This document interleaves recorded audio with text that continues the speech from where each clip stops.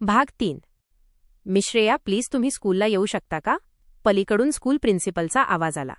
आवाज ऐकून श्रेयाने कपाळावर हात मारला.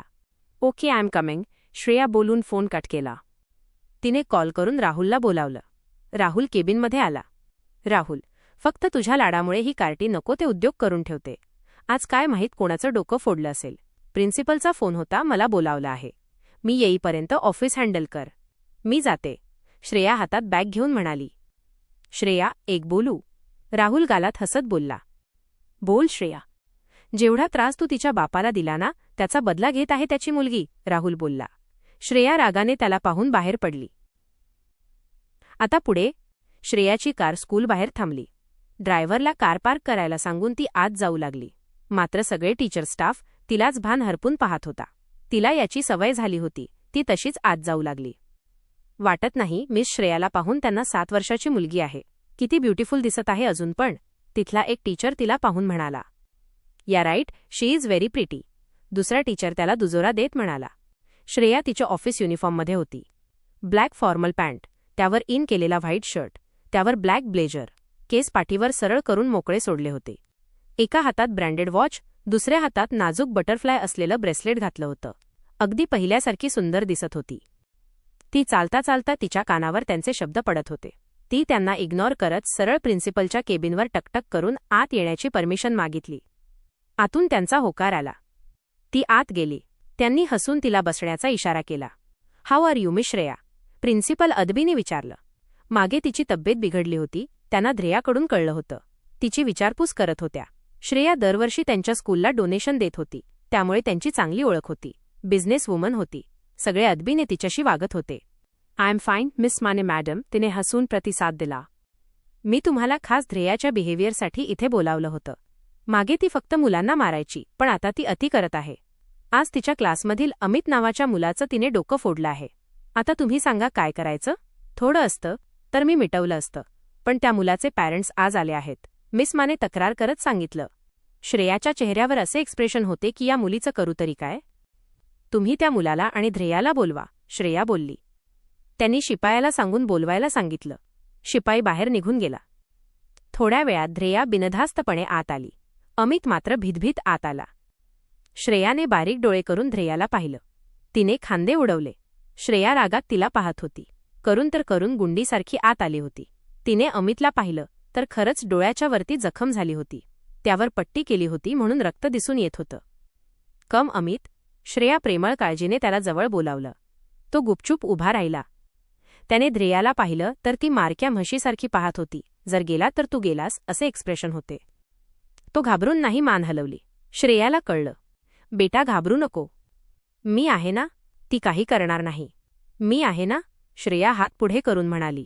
तिच्या आवाजाने त्याची भीती नाहीशी झाली. तो गोड हसत तिच्यापाशी गेला.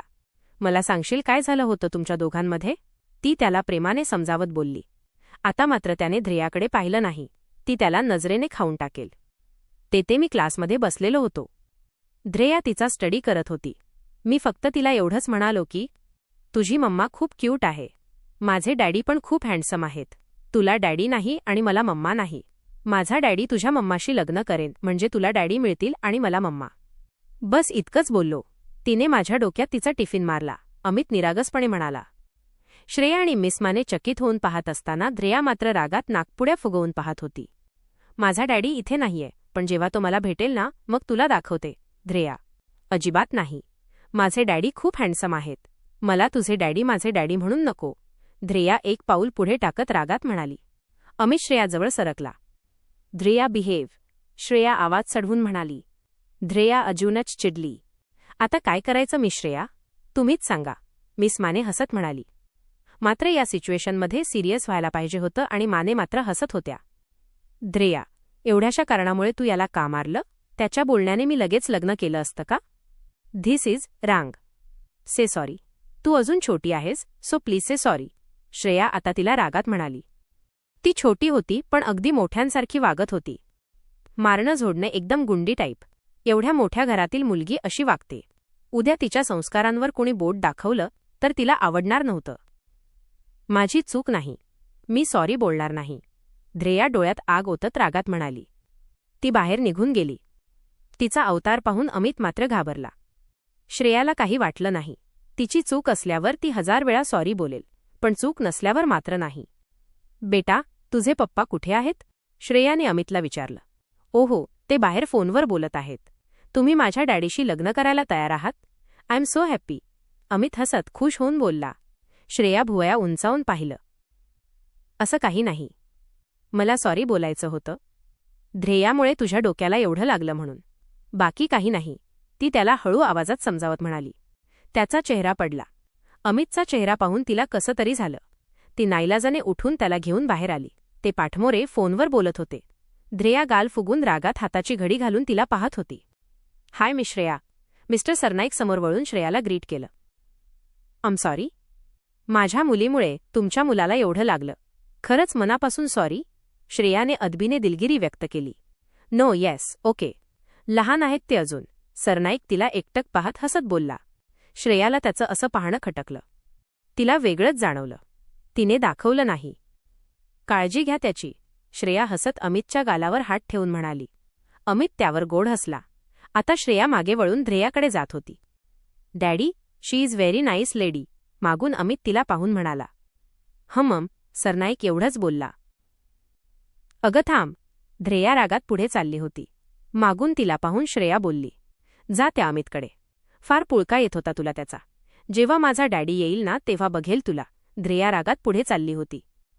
तिचा राग आणि चालण्याची स्टाईल पाहून ड्रायव्हरला कळून चुकलं.